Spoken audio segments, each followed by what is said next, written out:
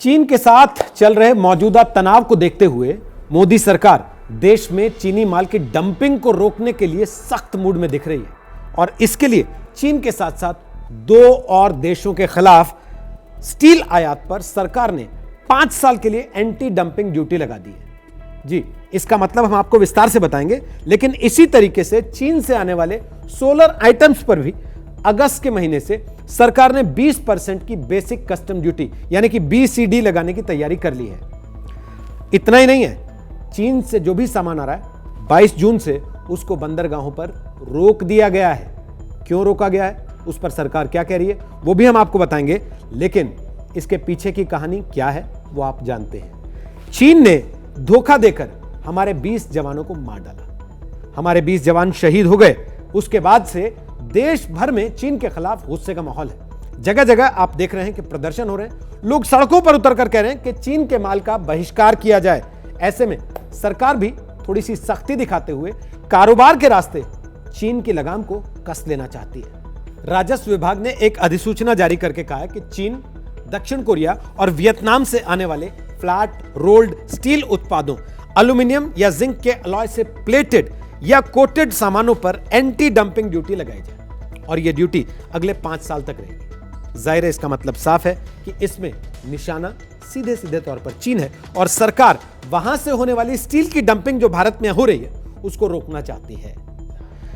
यह anti dumping duty $13.07 प्रति metric ton से $173.07 प्रति मीट्रिक टन तक होगी और यह तीनों देशों के लिए अलग अलग होने वाली है। इसके अलावा भारत सरकार चीन से आने वाले सोलर मॉड्यूल्स, सोलर इन्वर्टर और सोलर सेल्स पर अगस्त से 20% की बेसिक कस्टम ड्यूटी यानी कि BCD लगाने की तैयारी कर रही है ताकि इसका चीन से आयात कम किया जा सके। हालांकि अभी जो चीन से सोलर इक्विपमेंट भारत में आता है उस पर 15% की सेफगार्ड ड्यूटी लगती है। देश में जो सोलर आइटम्स बिकते हैं उसका 80 से 90% हमारे यहां चीन से आता है। भारत सरकार ने साल 2022 तक देश में 100 गीगावाट सोलर एनर्जी पैदा करने का बड़ा और महत्वाकांक्षी लक्ष्य रखा है।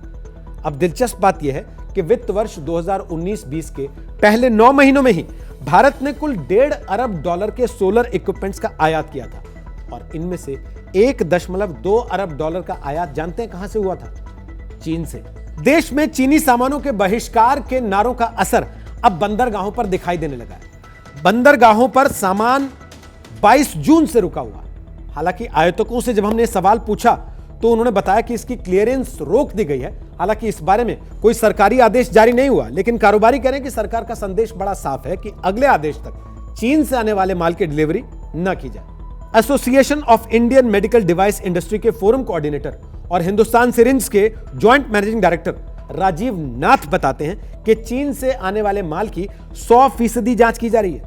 उन्होंने कहा कि हमें बताया गया है कि चीन से आने वाले माल की बंदरगाहों पर 100% जांच पड़ताल होने के बाद ही उसे आगे बढ़ाया जाएगा।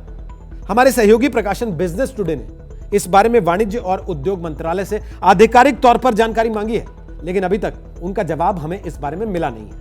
इसके अलावा और बहुत सारे क्षेत्र हैं जहां सरकार पहले से ही चीन और चीनी सामानों पर अपनी निर्भरता कम करने की बात कह चुकी है।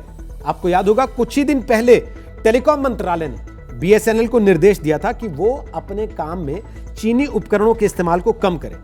मंत्रालय के इस निर्देश में कुछ बड़ी बातें कही गई थी, जैसे उन्होंने कहा कि 4G फैसिलिटी के अपग्रेडेशन में किसी भी चाइनीज कंपनी के बनाए उपकरणों का इस्तेमाल न किया जाए। फिर उन्होंने कहा कि पूरे टेंडर्स को नए सिरे से जारी किया जाए और सभी प्राइवेट सर्विस ऑपरेटर्स को भी निर्देश दिया जाएगा कि चाइनीज उपकरणों पर अपनी निर्भरता कम से कम करें। इसके बाद भारतीय रेलवे ने एक बड़ा कदम उठाया। भारतीय रेलवे ने चीनी कंपनी से अपना करार खत्म कर दिया। 2016 में चीन की कंपनी से 471 करोड़ रुपए का यह करार हुआ था, जिसके तहत कानपुर और दीनदयाल उपाध्याय रेलवे स्टेशन के सेक्शन के बीच 417 किलोमीटर के रूट पर सिग्नलिंग और टेलीकम्युनिकेशन का काम होना था। इसका ठेका एक चीनी कंपनी को दिया गया था, जो आज के माहौल में खत्म कर दिया गया। हालांकि रेलवे ने सफाई यह दी कि चीनी कंपनी के खराब प्रदर्शन के कारण इस ठेके को रद्द किया गया। लेकिन हरियाणा की सरकार ने भी चीनी कंपनियों के साथ हुए बड़े करार रद्द कर दिए। हिसार और यमुनानगर के थर्मल प्लांट से जुड़े 842 करोड़ रुपए के टेंडर्स थे जो चीनी कंपनियों को अलॉट हुए थे, उन्हें खत्म कर दिया गया। अब डोमेस्टिक बिडिंग के आधार पर नए सिरे से टेंडर जारी करने के लिए आदेश हरियाणा की सरकार ने भी जारी कर दिए। खुदरा व्यापारियों का एक संगठन है CAIT यानी कि confederation of all India traders. इसने देश के 50 दिग्गज कारोबारियों को, बड़े उद्योगपतियों को चिट्ठी लिखी है। इन लोगों में टाटा है, अंबानी है, इन सबको चिट्ठी लिखकर कहा गया है कि वो लोग भी आगे आएं और बायकॉट चीन अभियान का समर्थन करें। वैसे CAIT ने इसके पहले मुख्यमंत्रियों को, नेताओं को, बॉलीवुड के सेलिब्रिटीज को और क्रिकेट खिलाड़ियों को भी एक ऐसा ही लेटर लिखा था कि आप बायकॉट चाइनीज का समर्थन कीजिए।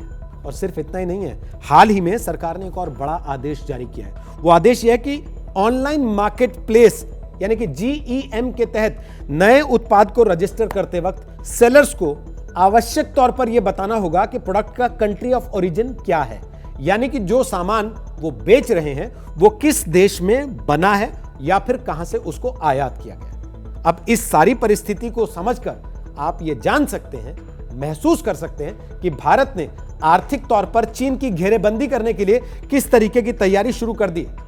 देखने की बात यह होगी कि भारत के ये कदम किस हद तक रंग दिखा पाते हैं और चीन को कहां तक लगाम लगा पाते हैं।